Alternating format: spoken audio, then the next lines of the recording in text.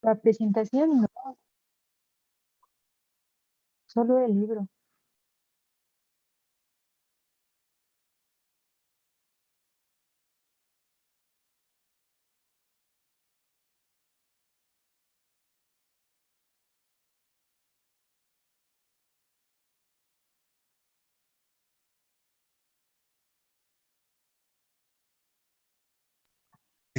¿Pueden ver la presentación? Sí, sí Sí, la sí se vemos. ve. Sí, sí, se ve. Bueno, vamos a iniciar, ¿vale?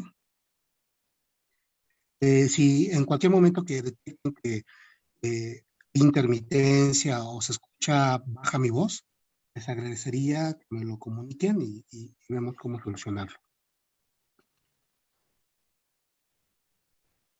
Bueno, vamos a iniciar. Actualmente se está grabando esta sesión y al finalizar, bueno, espero que la plataforma pueda mandarles la grabación o si quieren revisarla nuevamente y poder profundizar en algunos temas, ¿no? Vamos a iniciar con una pequeña introducción a la ciencia de datos de la inteligencia artificial. Estos temas se han vuelto pues, mercadológicamente muy atractivos. Sin embargo, hay matices que vamos a ver aquí, vamos a empezar a desmenuzar parte por parte para poder llegar a un consenso más generalizado acerca de estos conceptos y tener una base fuerte, una base sólida para poder sobre ella construir lo que vamos a ver en los siguientes módulos. Este, este diplomado, curso, pretende tener un grado de profundidad bastante avanzado e introducirnos a los detalles profundos de la inteligencia artificial, de la ciencia de datos, exclusivamente utilizando como lenguaje de programación Python y plataforma de nube Amazon SageMaker.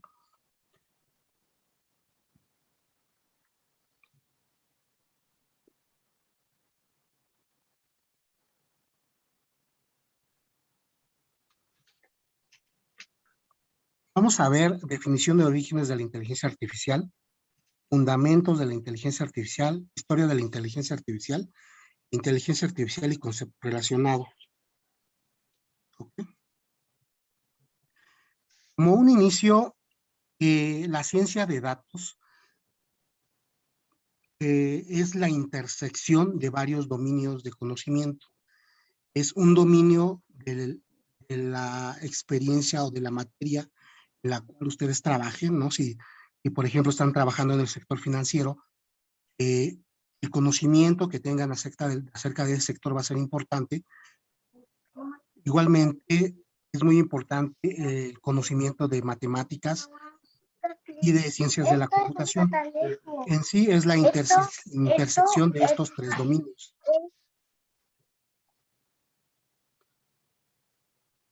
Ahora, vamos a iniciar con temas de inteligencia artificial, porque es una de las cosas que más predomina para el científico de datos. Aunque hacemos mucho hincapié en el uso de temas estadísticos para poder analizar información, la inteligencia artificial es algo que nos va a ayudar mucho y en especialmente lo que se denomina Machine Learning o aprendizaje de máquina es un subdominio de la inteligencia artificial. Entonces, como habíamos comentado, el interés de la ciencia de datos ha ido en aumento y actualmente está como estabilizado. Si vemos un poquito en Google Trends y buscamos el término de ciencia de datos, podemos ver cómo empezó desde 2016 hasta el 2021 y cómo fue evolucionando el término en términos de búsqueda. Igualmente, la definición de origen de inteligencia artificial en español, en castellano, podemos ver también cómo fue evolucionando estos términos o estas búsquedas y esto nos da un muy buen ejemplo de cómo el interés del público en general está centrado en estos temas. Y bueno, se ve mucho más evidente si el término lo buscamos en inglés. Podemos ver cómo la cantidad de búsquedas fue en aumento y actualmente también se encuentra en un proceso de estabilización con pequeños picos. Pero aquí es importante empezar a reflexionar realmente qué es la inteligencia artificial, ¿no? ¿Dónde es realidad y en dónde entra el mito y dónde entra el marketing? Y sobre todo, ¿para qué sirve? Bueno, vamos a intentar dar respuesta a estas incógnitas en las siguientes láminas.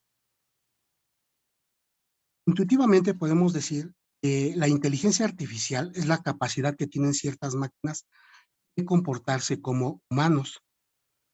Sin embargo, esta descripción es muy vaga, es ambigua, es difusa, no tiene una frontera bien delimitada y creo que incluso antes de llegar a este término tenemos que ver realmente cuál es el significado de inteligencia. Según la Real Academia Española, el término de inteligencia significa una capacidad de entender o comprender, capacidad de resolver problemas y un conocimiento, comprensión o acto de entender.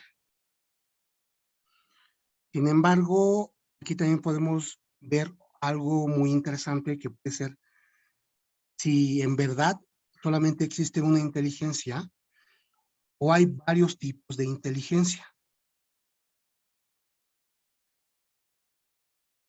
Howard Gardner, en 1983, propuso una obra muy famosa que se llama Frames of Mind. Básicamente es la teoría de las múltiples inteligencias. Esta teoría actualmente es muy aceptada en varios ámbitos, aunque también tiene sus detractores. Y él básicamente dice que hay 10 tipos de inteligencia. Inteligencia musical, inteligencia espacial o visual, lingüística verbal, lógico-matemáticas, corporal o sinestésica, interpersonal, intrapersonal, naturalista, existencial y otras, que pueden ser incluso como categorías de inteligencia sexual. Aquí es donde las cosas se empiezan a volver un poquito más complicadas y tenemos tantas inteligencias, seguramente también vamos a tener muchos aspectos de inteligencia y muchas definiciones. Y ahora cabe hacernos una pregunta en este contexto y decir si la inteligencia es exclusivamente un atributo del ser humano. Y aquí yo les haría la pregunta, ¿ustedes qué opinan? ¿El ser humano es el único ente capaz de tener una inteligencia o de atribuirle una inteligencia?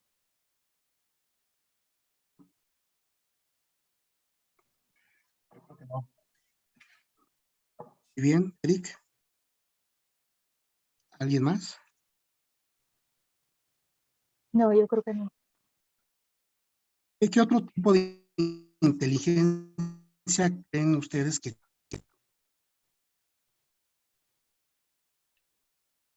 Perdón, Arturo, ya no te estoy escuchando muy bien. Muy bien, comentaba o preguntaba si ustedes consideran que otros tipos de inteligencia existen o si consideraban a otros entes, aparte de los seres humanos, como inteligentes.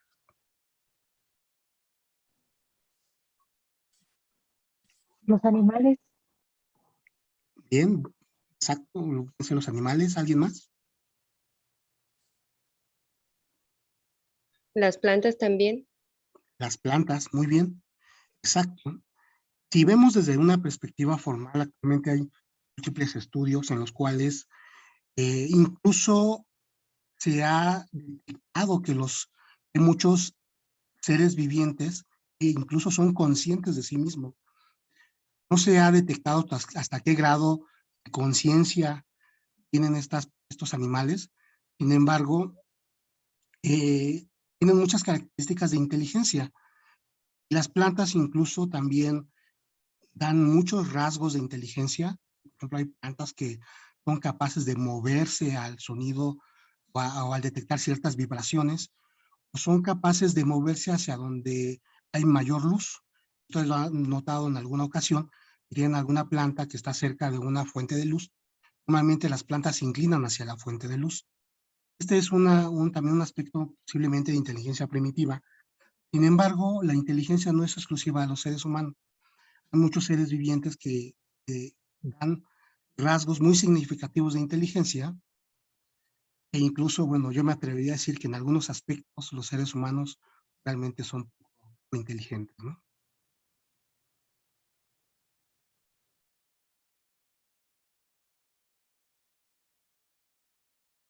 Y bueno, aquí vamos a entrar en otro aspecto que es la definición de inteligencia artificial. Igual, de acuerdo con la RAE, la inteligencia artificial es la disciplina científica que se ocupa de crear programas informáticos que ejecutan operaciones comprobables a las que realiza la mente humana, como el aprendizaje o el razonamiento lógico. Y bueno, hay otras definiciones. Proceso, automatización de actividades que vinculamos con un proceso de pensamiento humano. O una que me gusta mucho, que es el arte de desarrollar máquinas con capacidad para realizar funciones que cuando son realizadas por personas requieren de inteligencia. Y aquí hay un aspecto muy interesante, ¿no? Indica que cuando son realizadas por personas requieren de inteligencia. No está dando por hecho que por ser seres humanos ya somos inteligentes, sino a pesar de que somos seres humanos, necesitamos cierto grado de inteligencia para poder realizar ciertos actos.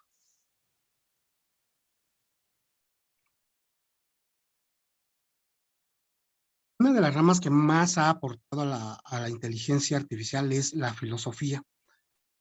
Ella ha permitido desde épocas inmemoriales decir o definir conceptos básicos como la inteligencia, la racionalidad, entre otras. Y fíjense, desde el año 384 al 322, Aristóteles fue el primer autor que intentó definir el conjunto de leyes que rigen el razonamiento. En 1232 a 1315, Ramón Lull, que es considerado patrono de los ingenieros informáticos, pasó gran parte de su vida tratando de crear una máquina lógica capaz de demostrar una verdad o refutar una mentira. Thomas Hobbes contemplaba amplias analogías entre el proceso de razonamiento y el proceso de computación numérica. Eso en 1588, entre 1588 y 1679. Y a partir del siglo XVI aparecen corrientes filosóficas que marcan el debate de la época. Por un lado nos encontramos con el dualismo frente al materialismo. Y esto es muy interesante poder discutir estas dos corrientes, que realmente el dualismo lo que nos decía es que la mente en sí tiene dos componentes, ¿sí? Dos componentes independientes entre sí, uno asociado al alma y otro asociado a principios físicos universales. Mientras que el materialismo dice que no, eso no existe. Realmente nuestra alma y nuestra mente son uno solo. Todas las operaciones del cerebro se realizan de acuerdo con las leyes de la física.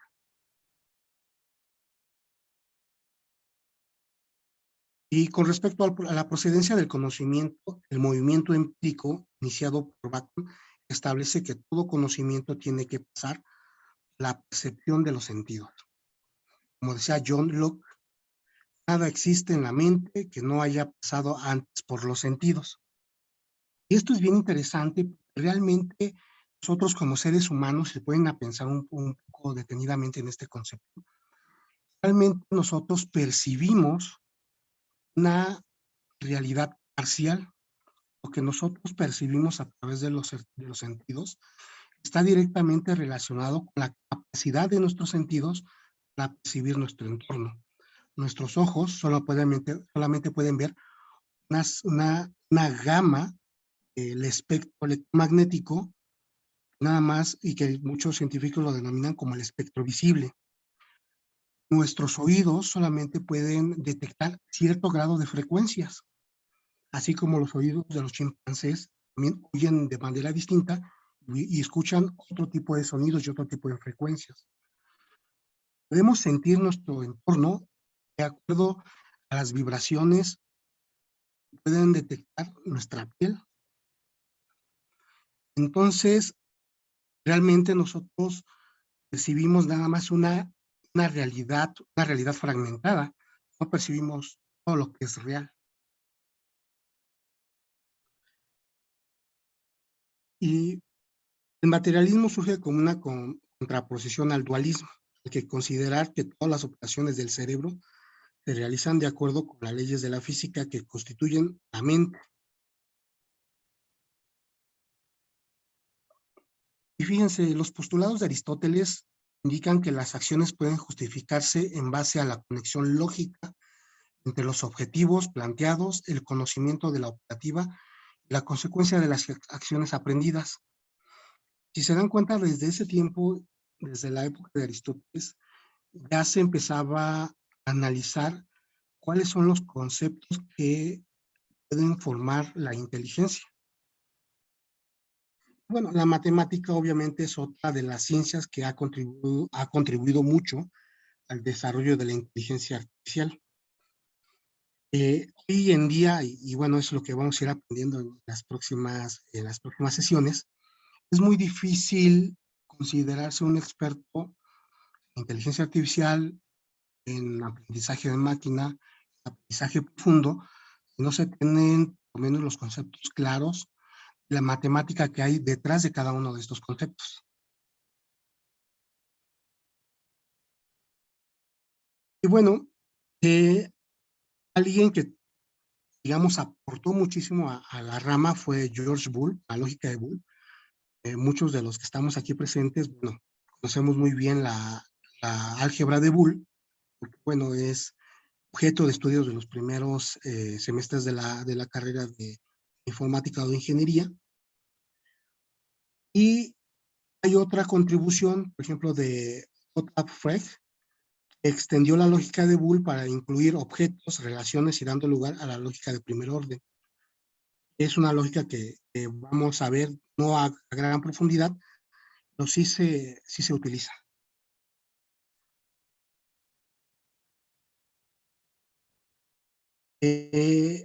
Kurt Gödel, en 1930, dio lugar a uno de los mayores hitos de la historia de las matemáticas.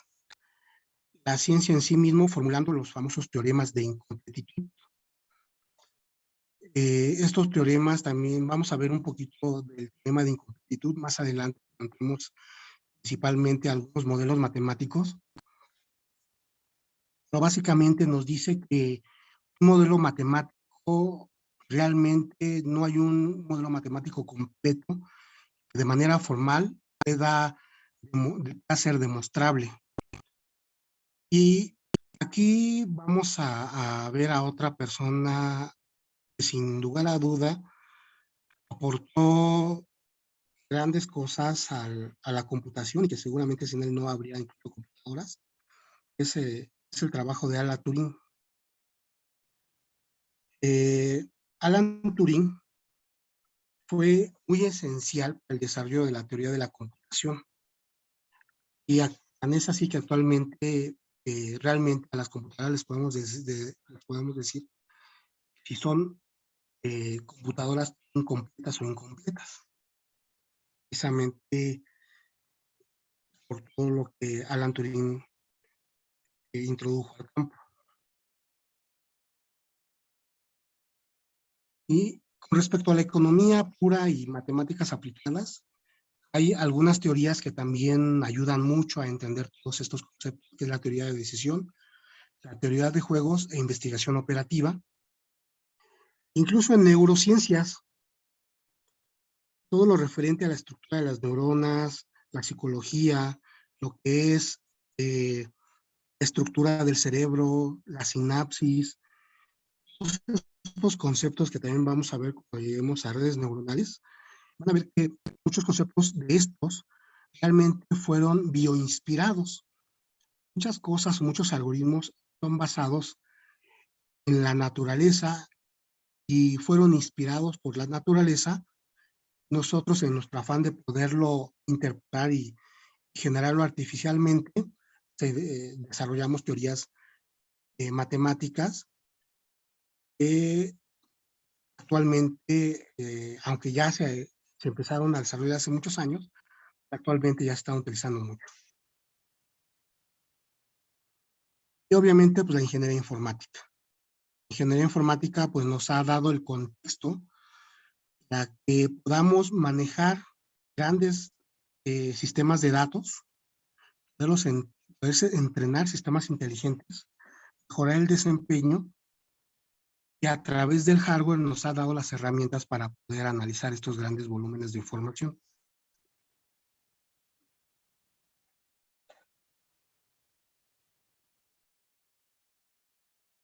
Y fíjense, la historia de la inteligencia artificial puede ser considerada reciente, fue poco después de la Segunda Guerra Mundial. Y creo que hay algunos antecedentes que vale la pena mencionar, indicar, para que veamos y entremos en un contexto más amplio y profundo de dónde vienen las cosas conforme vayamos avanzando. Nos podemos remontar hasta 1912, donde el ingeniero español Leonardo Torres de Quevedo pudo construir una máquina autónoma capaz de jugar ajedrez, ¿no? Hace más de 100 años. En 1943, McCulloch y Pitts, dos científicos, proponen una unidad de cálculo que intenta modelar el comportamiento de una neurona similar a las que constituyen el cerebro. Si se dan cuenta, este es el modelo inicial del perceptrón. Las redes neuronales están basadas en el perceptrón. Fue desarrollado desde 1943. En 1949, Donald Hebb formula la regla de Hebb. Esta regla es muy interesante porque da o establece principios muy sólidos de las neurociencias y afirma que las conexiones sinápticas se fortalecen cuando dos o más neuronas se activan de forma contigua en el tiempo y el espacio. Esto es el principio de la sinapsis. Es cuando las neuronas entre sí empiezan a interactuar, empiezan a generar sinapsis, pueden empezar a procesar información a través de estímulos químicos y estímulos eléctricos.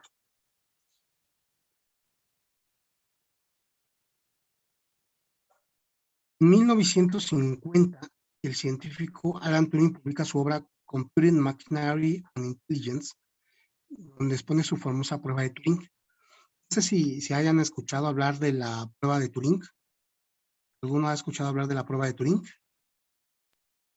No. Sí, has oído en películas, ¿no? Sí, muy sonado en películas, en algunos libros, ¿no? Que básicamente, no sé si alguien la recuerda, me la puede decir.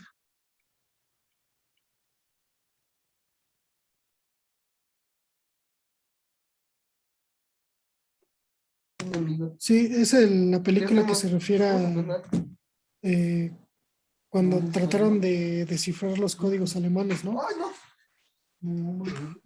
Esa sería la máquina Enigma, muy buena película si no la han visto. Habla mucho de Alan Turing. Sin embargo, la famosa prueba de Turing lo que trata de establecer es validar si una máquina es inteligente. Y realmente es muy sencilla, ¿no? Si hay una máquina, si tienes una interfaz en un lado con una máquina inteligente y de otro lado una persona y empiezan a conversar entre ellas dos, y si el ser humano a través de la conversación no se da cuenta que está hablando con una máquina, podría ser catalogada la máquina como una máquina inteligente. ¿Sí? Entonces, esa es la famosa prueba de Turing. En 1950 también aparecen programas informáticos que aplican técnicas de inteligencia artificial. ¿sí? Como un programa de ajedrez, el programa de ajedrez de Arthur Samuel, el solucionador de problemas lógicos de Newell y Simon, la máquina de Lerner capaz de deducir problemas de geometría euclidia.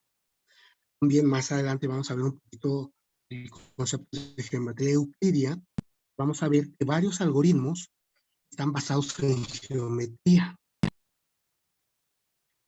Y de 1952 a 1969 se da el periodo conocido como Lukma-Nohant. Esta época se caracteriza por un gran entusiasmo y expectativa en las aplicaciones de inteligencia artificial. Se dan cuenta que en 1950 los científicos y muchas personas importantes de la informática realmente estaban muy interesadas e ilusionadas por la inteligencia artificial, ¿no? Un poquito más adelante vamos a ver por qué se estancó eso, todo ese ímpetu desde esa época. Y bueno, en 1956 se da un hito en la historia de la inteligencia artificial, que se da lugar la conferencia de Dartmouth en Estados Unidos. Y ahí, bueno, se dieron cita a muchos investigadores influyentes de ese momento, y fue la primera vez en donde se acuñó el término de inteligencia artificial. Entonces, oficialmente se acuñó el término, oficialmente se empezó a utilizar, y a partir de 1956 se empezaron a realizar distintas ramas de investigación. Aquí podemos ver algunos de los principales promotores de esta conferencia, y bueno, posiblemente algunos no los conozcan, pero muchos algoritmos llevan sus nombres.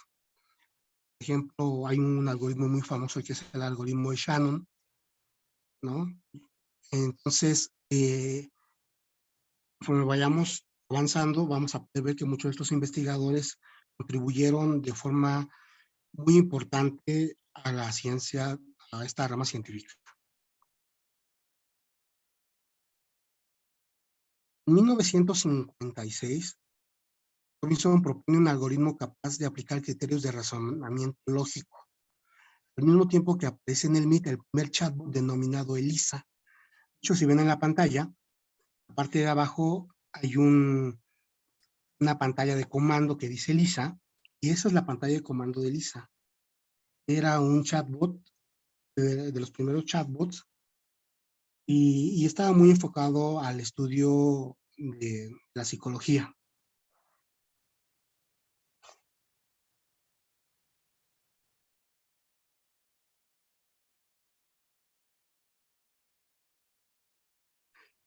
En el periodo comprendido entre 1966 y 1974, se profundiza en el concepto de complejidad computacional, algo esencial para las futuras evoluciones de la disciplina. Vamos a ver también más adelante un poquito de complejidad computacional. Básicamente, y como un pequeño adelanto, los problemas de complejidad computacional nos hablan de algunos problemas muchas veces computacionalmente no son viables, como el famoso problema la gente de viajes, el viajero, donde tienes un grafo de n nodos, y llega un momento en el grafo que para poder calcular la ruta más corta entre dos puntos, el algoritmo tiene que calcular o recorrer todos los nodos del grafo.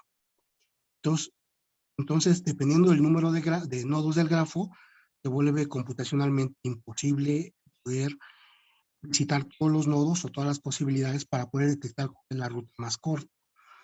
De estos problemas hay muchísimos problemas, y esto se le llama complejidad computacional.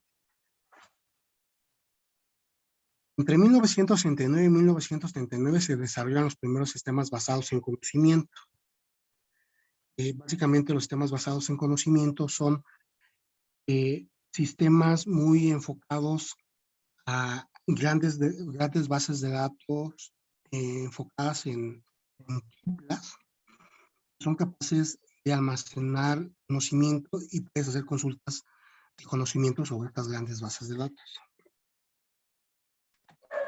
Perdón, Arturo, acaban de enviar un mensaje que están esperando el acceso.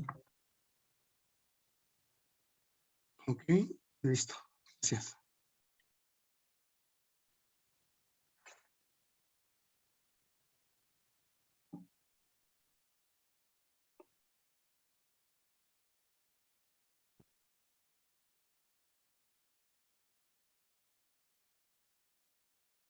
Y fíjense, aquí algo bien interesante, ¿no? Y para que veamos que todo lo que estamos viendo no es nuevo. Podemos ver y Creo que alguien vemos está intentando trabajos. hablar. Se escucha ahí cortado. ¿Qué tal? ¿Me escuchan ahí bien? ¿Sí? Sí, sí, sí. Correcto. Entonces, platicábamos que realmente así el camino ha sido largo, ha sido muy grande desde hace mucho tiempo. Incluso la historia de los autos autónomos se remonta a 1974, ¿no? Aunque estos autos eran todavía muy primitivos, no muy alejados a los coches de control remoto. Desde 1974 empezaban los experimentos con coches autónomos. Y entre 1980 y 1988 aparecen en el mercado diversos sistemas expertos. Estos sistemas expertos son muy comunes, por ejemplo, en el campo de la medicina,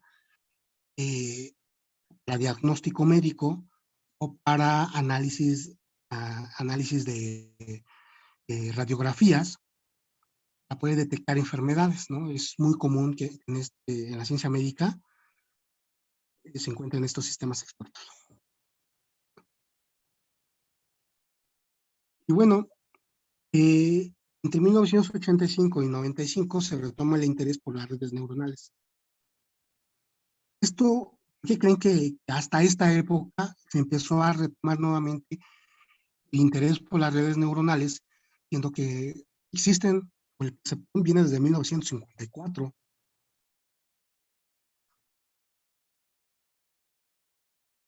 No sé si alguien, Por la aparición de las computadoras. muy bien, la capacidad, ¿no? Si bien la teoría viene desde 1954, incluso antes, realmente se contaba con computadoras que tenían muy poca capacidad, tanto de procesamiento como de memoria. Y cuando empecemos a entrenar nuestras redes neuronales, lo van a ver. Van a ver que si, dependiendo de la cantidad de datos y de columnas o de atributos que tenga un dataset o un conjunto de datos, es la cantidad de tiempo que se va a entrenar, se va a tardar en hacer un entrenamiento. ¿Sale? También va a depender mucho también de las capas de la red neuronal. Entonces, aunque se tenía la teoría, en la práctica no se podía realizar, o realmente se necesitaban supercomputadoras que en ese tiempo podrían ser a lo mejor una computadora de un gamer actual, ¿sí? Y era muy costoso. Pocas personas tenían acceso. A partir de 1988, nuevas soluciones como algoritmos genéticos, soft computing. El soft computing también es muy interesante porque en soft computing tenemos aparte de redes neuronales, sistemas difusos y teorías del caos, ¿sí? En esta época, a partir de 1988, empieza a haber un mayor interés y empieza a haber muchísima investigación. Más gente empieza a encontrarle realmente objetivos prácticos a todo lo que se había estado desarrollando hasta la fecha.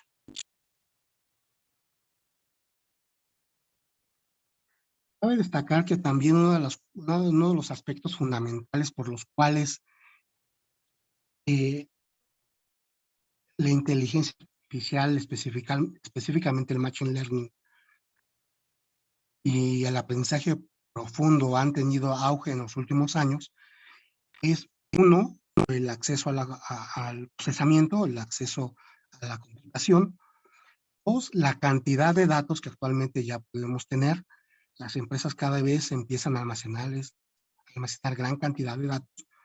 También se han generado otras tecnologías para poder manejar esta información, como puede ser Hadoop o algunas otras tecnologías de almacenamiento de grandes volúmenes de información, comúnmente conocido como Big Data.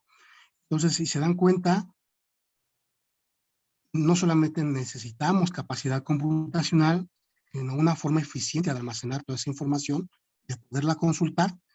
Y como tercer punto viene precisamente el procesamiento y la extracción de conocimiento de todas estas fuentes de datos.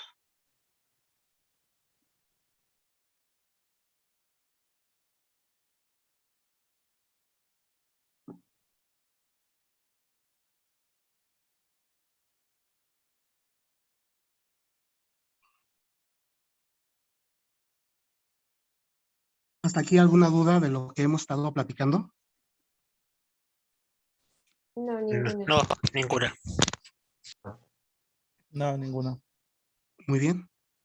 Fíjense, aquí nos vamos hasta 1997. Yo creo que esto es ya más contemporáneo. Seguramente muchos de ustedes ya lo han escuchado mencionar o lo han visto por un lado. Pero en 1997 también se generó un hito muy importante en la inteligencia artificial, en el procesamiento de datos. Fue cuando Deep Blue, una computadora de IBM, derrota a Garry Kasparov, campeón mundial ruso de ajedrez, y se empezó a generar mucha expectativa al respecto, ¿no? Actualmente, en el año 2011, el programa IBM Watson derrotó al campeón humano del conocido juego Jeopardy. Posteriormente, en el año 2015, el software desarrollado por Google DeepMind, AlphaGo, derrota al campeón mundial de Go. Un hito también muy interesante, ¿no?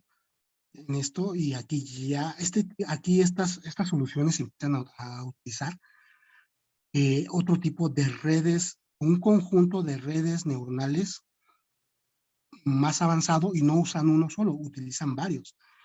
Aquí en este aspecto empezamos a hablar de arquitecturas de inteligencia artificial, donde son soluciones de inteligencia artificial que usan redes neuronales incluso para entrenar otras redes neuronales. Vamos a ver más adelante también estos conceptos, en donde, por ejemplo, una red neuronal dirigida por refuerzo o reinforcement learning puede ser utilizada para entrenar una red neuronal recurrente, por ejemplo, convolutiva. En el año 2019, DeepMind AlphaStar consigue ser el gran maestro en la Liga Mundial de Jugadores de StarCraft. Ahora bien, no solamente son capaces de jugar juegos un poco más tradicionales, sino incluso juegos de estrategia, ¿no? Ahora bien, otro hito importante fue algo que realizó DeepMind en AlphaFold. Uno de los problemas más grandes que se encuentran en las ciencias médicas, en el desarrollo de medicamentos o en la investigación, es poder crear estructuras tridimensionales de las proteínas, porque son estructuras extremadamente complejas. Entonces, AlphaFold es un algoritmo, no lo podemos decir algoritmo, porque son muchos algoritmos, más bien es una arquitectura de inteligencia artificial capaz de recrear o de predecir una estructura 3D de una proteína basada únicamente en su secuencia genética.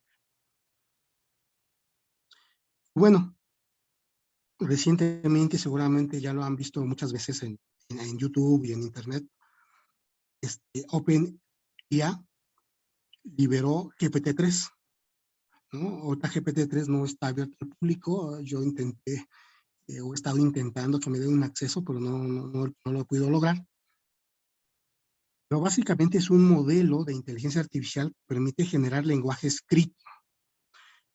Vamos, como para que se den una idea, tiene 96 capas, más de 175,000 millones de parámetros. Entonces estamos hablando de una inteligencia artificial que básicamente fue entrenada con mucho contenido de Internet. Todos exageran, dicen que todo fue entrenada con todo el contenido que hay en Internet.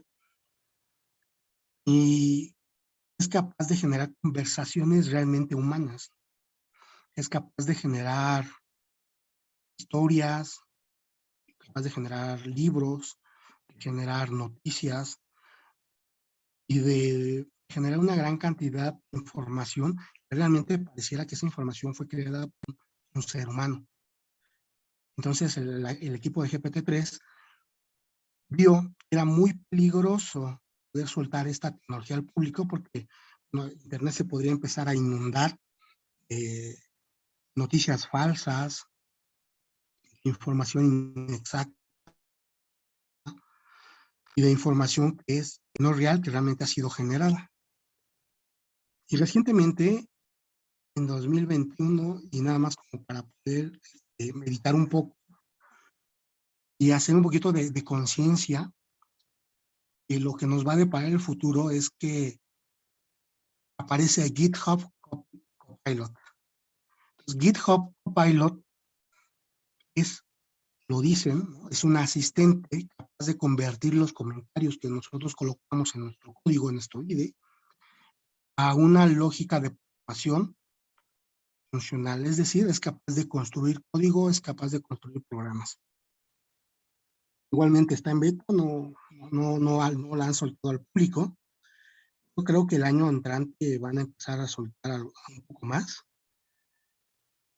Pero por lo que yo he estado investigando al respecto, sí hay cosas interesantes. Yo creo que los programadores, en general la gente de informática no va a ser sustituida, pero yo creo que sí o debería de hacernos muchísimo más eficientes y más creativos.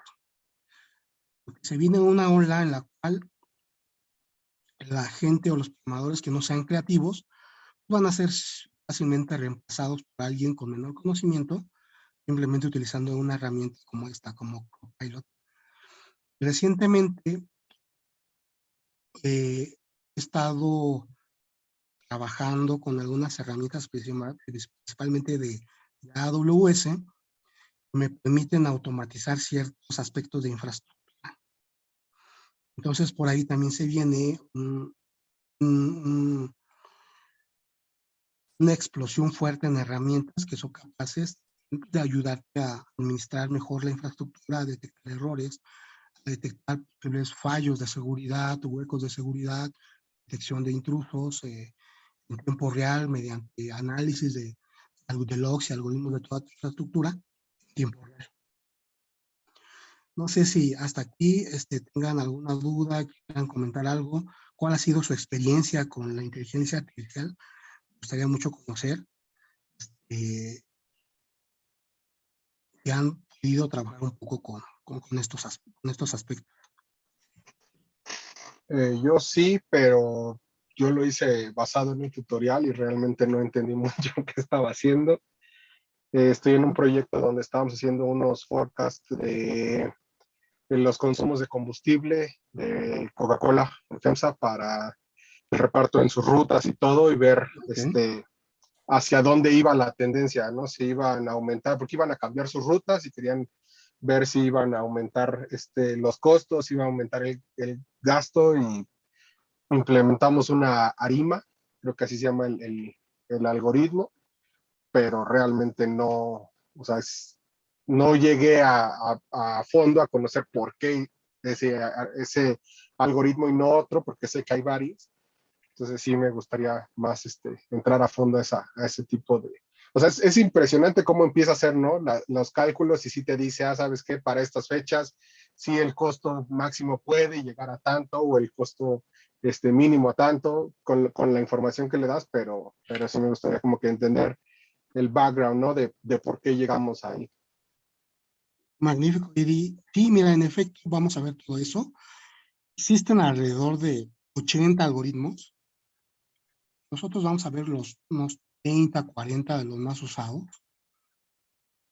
Y en efecto, una de las cosas más complicadas es seleccionar el algoritmo. Dices, bueno, para poder hacer una predicción lineal en función de una distribución normal de unos ciertos datos, puedo seleccionar 10 o 20 algoritmos. ¿Cuál escojo, no? Aquí vamos a llegar a esas soluciones, vamos a ver por qué, cuál es la matemática que está detrás, y precisamente algunas otras técnicas para poder hacer tuning o ajustar esos algoritmos. Una vez que tú decides cuál es el algoritmo que vas a utilizar, solamente utilizarlo, sino también ajustarlo. Para eso también hay técnicas. Bien, Eddie, ¿alguien más con algún poco de experiencia?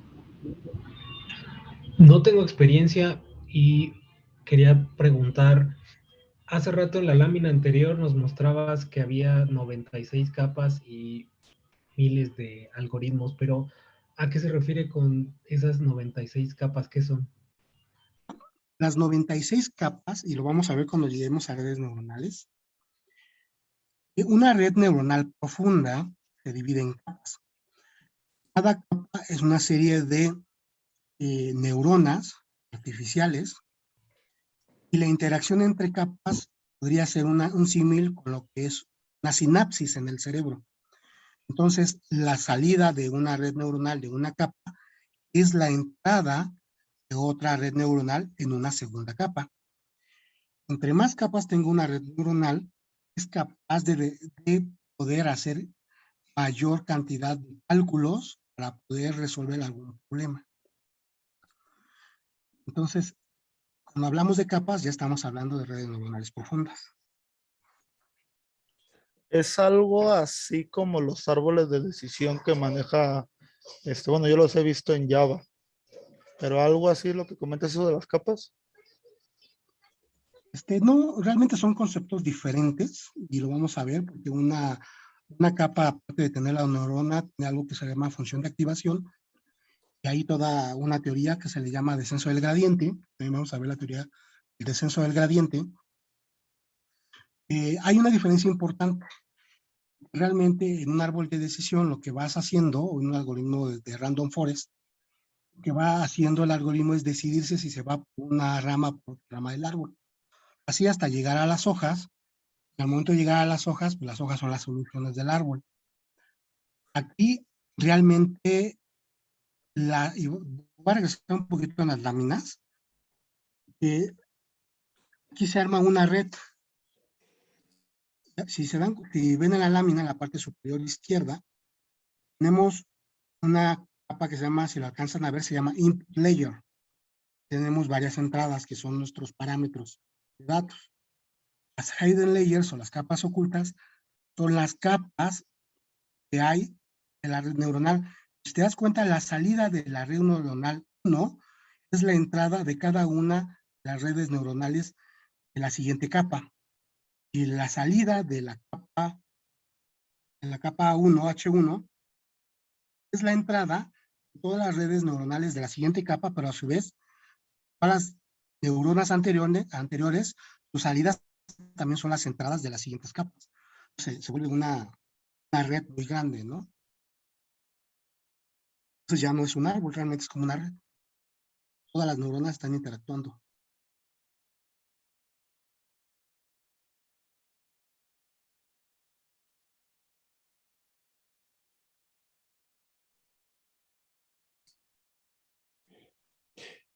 Arthur, yo tengo una pregunta.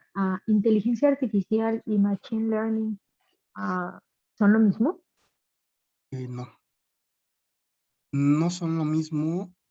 Machine learning es una capa, es una área de estudio de la inteligencia artificial. La inteligencia artificial está formada por muchas áreas de estudio. Por ejemplo, la planeación automática. La planeación automática es una rama de la inteligencia artificial que se encarga de ver o de estudiar cómo un agente se mueve en un entorno y cómo un agente interactúa con su entorno. Por ejemplo, los rovers que se enviaron a Marte, y recuerdan que fue muy sonado por la NASA, tienen algoritmos de planeación, es una parte de la inteligencia artificial, para saber cómo se van a mover en un terreno Marte.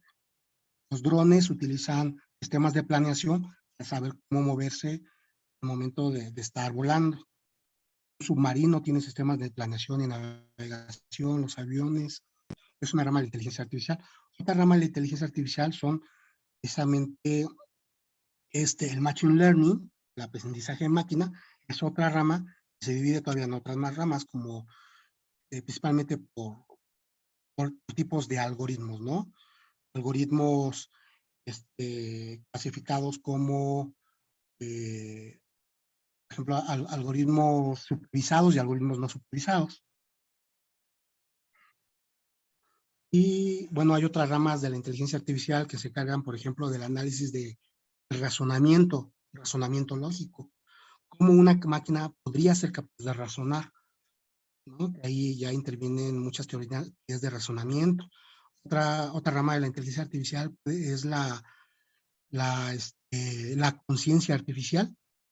Una máquina, ok, puede razonar, puede detectar su entorno, se va a poder mover, pero es consciente de sí misma, sabe que existe, es capaz de desarrollar un conocimiento más profundo a partir del conocimiento previamente adquirido. Eso es también otra rama de la inteligencia artificial.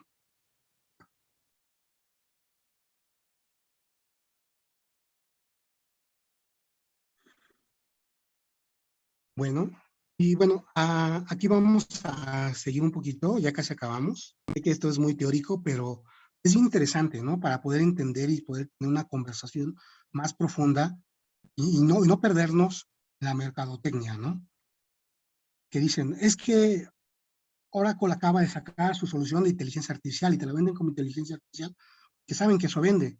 Realmente, a lo mejor nada más son algoritmos de predicción, a lo mejor nada más son algoritmos de aprendizaje profundo, son redes neuronales recurrentes, redes neuronales convolucionales, son transformers, ¿sí? Realmente, y algo que me gustaría que se llevaran de esta primera sesión, es que hay un campo de oportunidad inmenso. Una de las ramas que más ha evolucionado es el Machine Learning, porque ha sido como la más práctica, y lo que es el análisis del lenguaje, porque bueno, están los chatbots y todos estos call center automatizados y demás.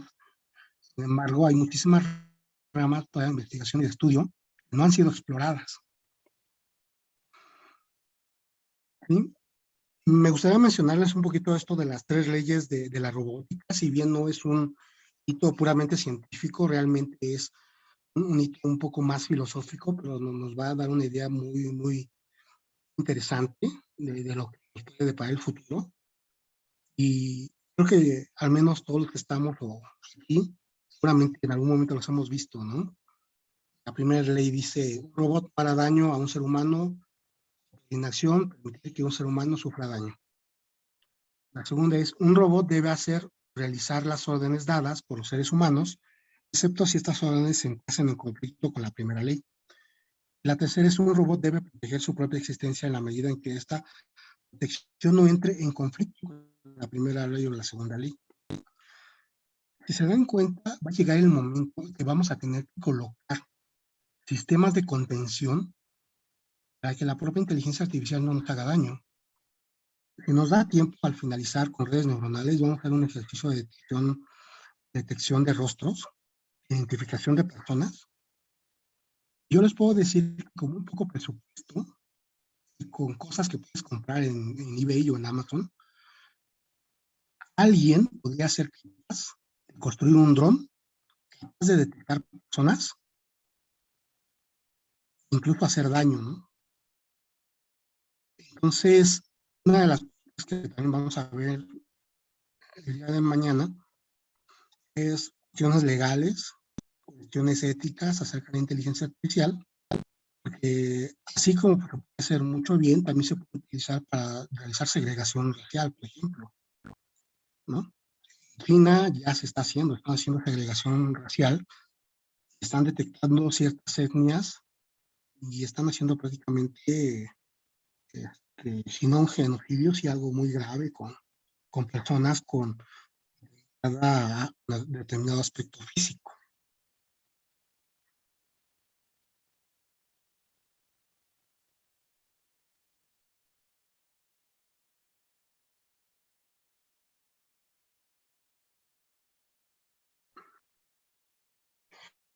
Bueno, vamos a ver algunos conceptos ya casi para finalizar esta primera sesión. Vamos a ver algunas aplicaciones y conceptos de actuación de la IA. Por ejemplo, la inteligencia artificial la vamos a encontrar en robótica, sistemas expertos, procesamiento del lenguaje natural, algoritmos genéticos, aprendizaje automático, aprendizaje profundo, computación cognitiva. Vamos a ver una pequeña descripción de cada uno de ellos para que vean todo el campo de actuación de la IA. En robótica, por ejemplo, un robot es una máquina o un ingenio electrónico amable, capaz de manipular objetos y realizar operaciones antes reservadas solo para las personas. Bueno, aquí hay un robot, ¿no? Que es muy famoso, aunque yo no lo catalogaría como un ejemplo real de inteligencia artificial, pero sí mediáticamente es atractivo, ¿no? Es el robot Sofía. La parte de los sistemas expertos, un sistema experto intenta acumular el conocimiento existente en un ámbito concreto y aplicarlo a la toma de decisiones empleando procesos de razonamiento lógico. Pues aquí es donde los sistemas expertos donde se utiliza mucho, por ejemplo, el área de la inteligencia artificial enfocada al razonamiento. Y bueno, se basa mucho en la representación del conocimiento como ontologías, ¿no? Aquí tenemos, por ejemplo, una ontología de una pizza, ¿no? Donde una pizza tiene vegetales, tiene champiñones, ¿no? En un topping, y realmente la ontología de la pizza es representada mediante un grafo.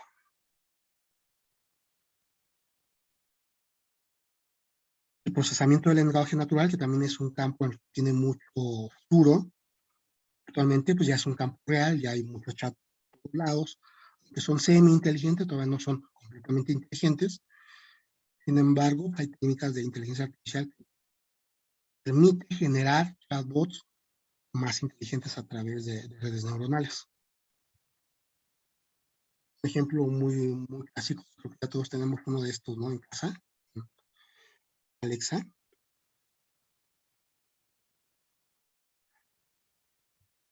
Algoritmos genéticos se emplean para encontrar la solución a un problema concreto, simulando las leyes de la evolución. Entonces, básicamente los algoritmos genéticos van seleccionando el mejor algoritmo a través de varias generaciones y el algoritmo que, digámoslo así, sobreviva es el más apto para resolver un determinado problema. De hecho, hay algoritmos genéticos, no creo que lleguemos ahí porque es un concepto todavía más, necesitaríamos un curso completo de algoritmos genéticos, pero una de las áreas donde están utilizando los algoritmos genéticos es precisamente en Machine Learning para poder ajustar los hiperparámetros de los algoritmos.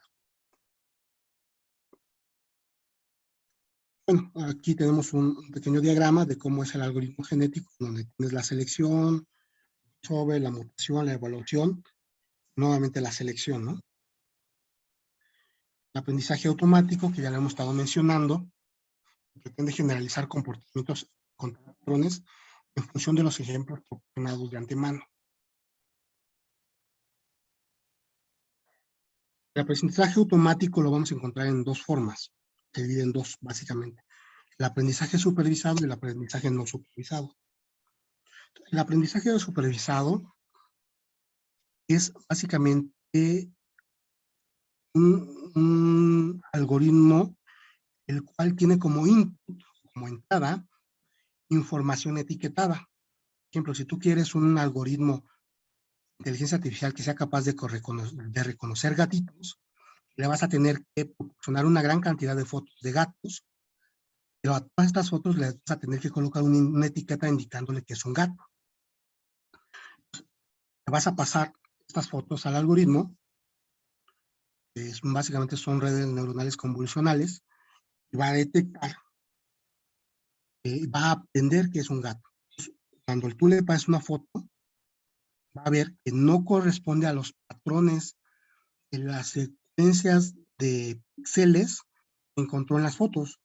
Que se dan cuenta, al final del día, una foto son píxeles. Un píxel que es una información que va de 0 a 255, me parece. Entonces, puedes convertir una fotografía en un array de píxeles. Cada píxel es un valor. Entonces, ese array de píxeles o de valores lo pasas al algoritmo y el algoritmo realmente no entiende fotos. El algoritmo entiende números. no va a entender que le pasas una foto, pero va a entender que pasas un array de números y ese array de números representa una fotografía. Igual con las imágenes, ¿no? Hay algoritmos de aprendizaje supervisado que actualmente son capaces de generar música, que son capaces de incluso detectar si algo es arte o no es arte, o generar arte.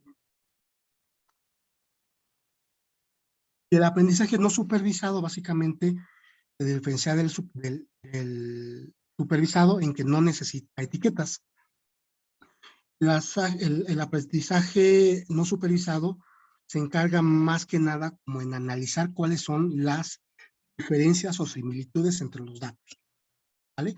Le pasas una gran cantidad de datos y como lo ven en la imagen, son personas, las puede empezar a clasificar o a segregar en distintos tipos, dependiendo de ciertas características, como podrían ser, si tú en el set de datos le pusiste edades, pusiste género, pusiste altura, peso, tallas, te las va a poder segmentar en función a estos atributos. Y el aprendizaje profundo, son técnicas Deep Learning, constituye una familia específica de algoritmos de aprendizaje automático centradas en aprender representaciones de datos, ¿vale? Y el aprendizaje profundo se llama así precisamente por todas las capas, como habíamos ya platicado anteriormente, todas las capas de redes neuronales que tiene el modelo. Entonces, básicamente, cuando hablamos de aprendizaje profundo, hablamos de construir un modelo. Diseñamos un modelo de red neuronal, en la cual van a entrar ciertos grados de información. Esta información va a pasar por distintas capas, va a tener una salida. Y por último, parece ser que hay algo que se llama computación cognitiva. Básicamente es un concepto muy amplio que está centrado en intentar que las máquinas piensen de forma más parecida posible como lo haría un ser humano. La computación cognitiva es algo que es muy reciente, todavía está mucho en investigación, y es la intersección de varias ciencias. Es la intersección, obviamente, de la computación, de las matemáticas, la psicología y algunas otras ciencias más que estudian el pensamiento humano y cómo podemos transformar o cómo podemos simular ese pensamiento, esos procesos mentales con una máquina artificial.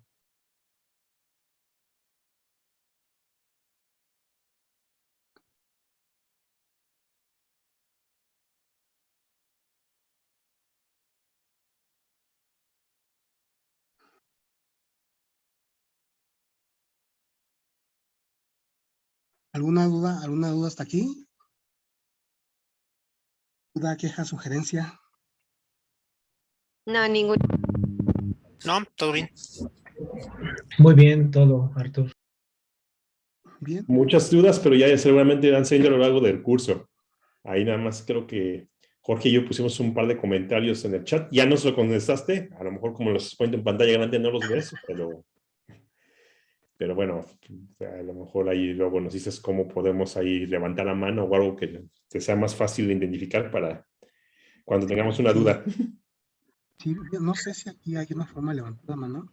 Que no, luego no veo.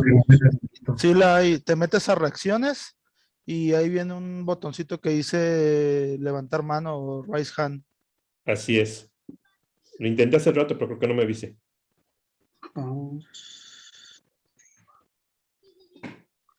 Bueno, muy buena percepción, lo vamos a tomar en cuenta. Es que creo que si se pone en pantalla completa, no te pone la notificación, tienes que verlo como de pantalla normalita y te va poniendo la notificación en el cuadrito de cada una de las personas. A lo mejor ahí lo puedes ver mejor. Sí, tienes razón. Bien. Y básicamente, David, con respecto a tu pregunta, ¿de qué nos referíamos con respecto a la creatividad? Es que, te voy a poner un ejemplo. En programadores es muy común nuestro Copilot sea Stack Overflow. Y empezamos a generar código a través de copiar y pegar. Entonces, este tipo de código es un código normalmente coeficiente, que realmente no pensaste de una forma óptima de poder crear tus algoritmos, ¿no? Entonces, copiaste un código de alguien más, lo pegaste, viste que funcionaba y vamos, ¿no? De programación la podía hacer en un momento dado GitHub Copilot. Pero si tú generas una programación mejor pensada, mejor estructurada, con un algoritmo eficiente, seguramente ese tipo de programación no va a ser tan fácil que la pueda imitar una inteligencia artificial. Recordemos que ahorita la inteligencia artificial se basa mucho en las cosas que ve, las cosas que aprende, ¿no? Incluso en cosas que yo he visto cómo funciona GitHub Pilot, ya le empiezas a colocar cosas ya más sofisticadas y ya no las hace. Entonces tú le dices, oye, créame una pantalla de altas, bajas y cambios, lo hace perfectamente.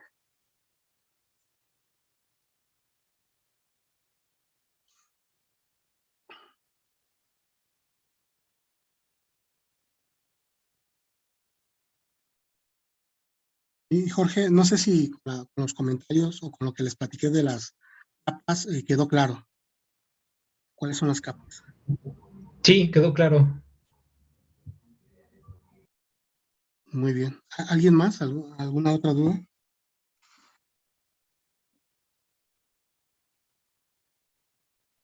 Yo, Arturo, entonces en cuanto a lo que son las capas, cada capa puede contener su propio algoritmo.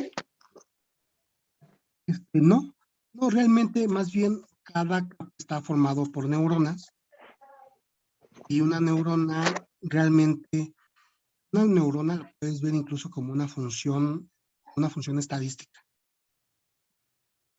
en donde necesita una función de activación para poder funcionar, para poderla activar. Esta función de activación normalmente son funciones basadas en cálculo integral. Entonces, si tú lo quieres reducir a una expresión más pequeña, cada neurona es una función matemática.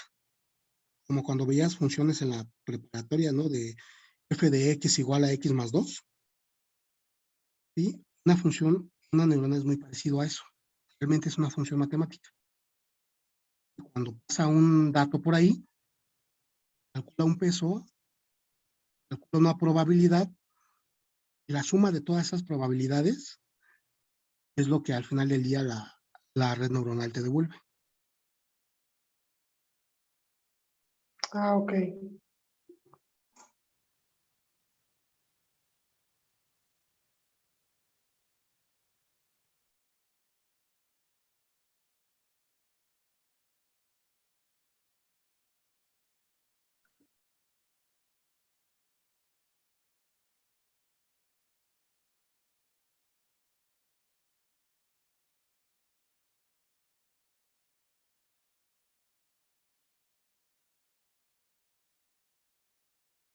Rick, ¿alguna duda?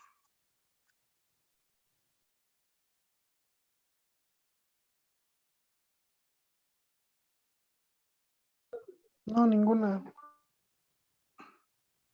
Creo que ya irán saliendo sobre la marcha, amigo. Súper. Bueno, el día de hoy ya acabamos. Mañana igualmente vamos a ver un poquito de teoría, realmente es como un poquito lo más pesado. Mañana vamos a ver algunos aspectos éticos, vamos a ver reglamentación, porque es bien importante que vean lo que dice la ley al respecto. Podemos fácilmente infringir algunos artículos al momento de estar trabajando con datos, ¿no? Entonces hay datos muy sensibles de los cuales hay que ser muy cuidadosos. Y vamos a ver también algunos aspectos, vamos a ver plataformas que se pueden utilizar en inteligencia artificial, cómo se está utilizando la inteligencia artificial en la industria, algunas ideas incluso para que ustedes vayan empezando a ver hacia dónde lo quieren aplicar, ¿no? factores importantes de la inteligencia artificial y frameworks y métodos. La siguiente semana, sí, ya empezamos con el curso de Python para ciencia de datos. En el book que les mandé, si quieren empezarlo a leer o a estudiar, sería muy bueno. Vamos a tratar de que la siguiente clase sea 100% práctico. Vamos a realizar ejercicios. Sé que algunos de ustedes ya tienen buen conocimiento en Python. Sé que algunos apenas se están introduciendo. La intención de las siguientes 2 sesiones es que todos tengamos un nivel muy aceptable de Python. ¿Eso incluye a los que no sabemos nada de nada? Vamos a empezar de cero. Vamos a empezar de cero y van a ver que realmente no es muy complicado. Python es un lenguaje muy fácil de utilizar. A diferencia de otros lenguajes como Java, podría ser, Python es muy sencillo. Disculpa, Arturo, para poder programar en Python, ¿se necesita algún programa en especial? Sí, vamos a utilizar, digamos, la última versión de Python. Si pueden descargarla en el book que les compartí. Ahí viene información de cómo instalar Python y cómo instalar Anaconda. Básicamente vamos a utilizar 3 herramientas. Vamos a utilizar tal cual el compilador de Python, vamos a utilizar Anaconda, vamos a utilizar Jupyter Notebook. Ya cuando estemos más avanzados, ya hayamos pasado todo el tema de los algoritmos, va a ser importante que puedan sacar una cuenta de AWS, porque cuando ya lleguemos a cómo podemos automatizar y subir nuestros modelos a la nube, ¿no? Es decir, colocar nuestros modelos de forma productiva, sí necesitamos toda una arquitectura. Y ahí va a ser importante utilizar algunas cosas de AWS. Vamos a utilizar básicamente la capa gratuita de AWS, pero sí va a ser importante que en su momento todos tengan una cuenta de Amazon. No del Amazon.com, de la portal, sino de Amazon Web Service.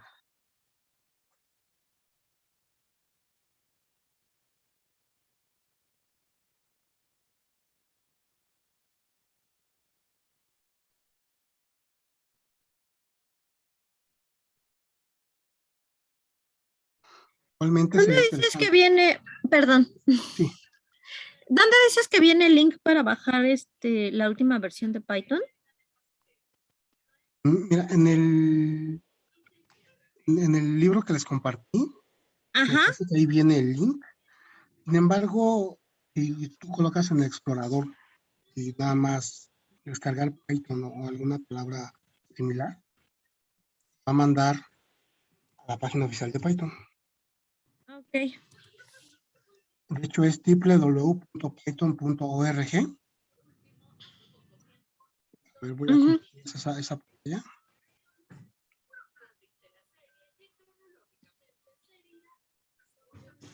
¿Pueden ver la página de Python? Sí, sí se ve. Sí. Sí. Magnífico. Entonces van a download y colocan Download Python 3.10.0. Lo descargan, ejecutan y casi le dan siguiente. Y vamos a utilizar Anaconda. Vamos a ver aquí.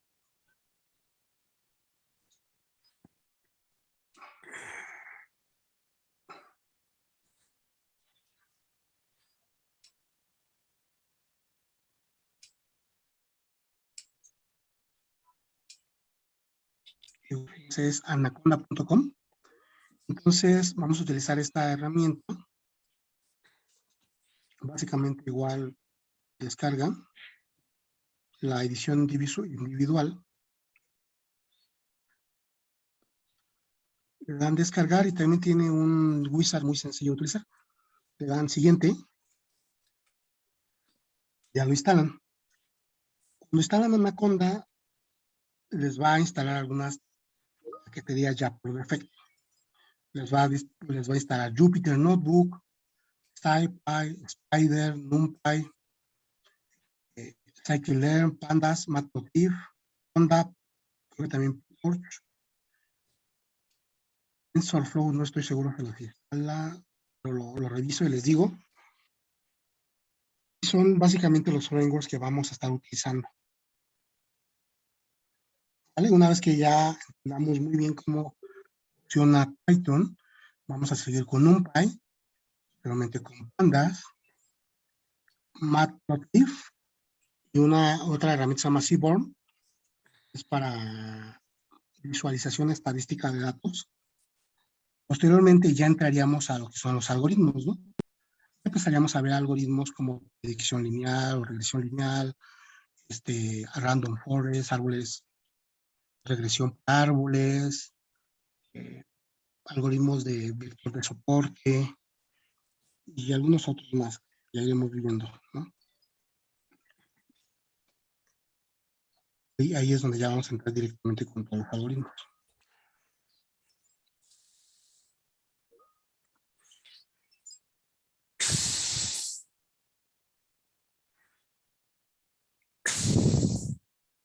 Ok, básicamente bajamos Python y Anaconda, instalamos todo el paquete como viene por default. Exacto.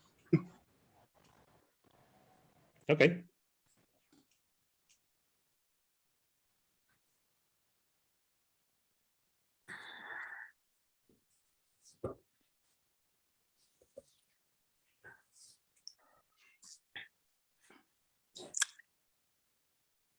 Pues bueno, sería todo por el día de hoy. Si ya no hay más preguntas,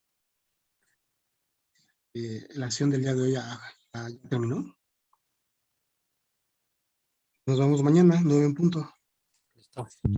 Gracias, Arturo. Gracias. Gracias, Arturo. Gracias, hasta mañana. Gracias, Arturo. Bye. Muy buenas noches a Bye. todos. Bye. Buenas noches. Buenas noches. Bye. Gracias, hasta luego. Todos. Gracias. Gracias, cuídense.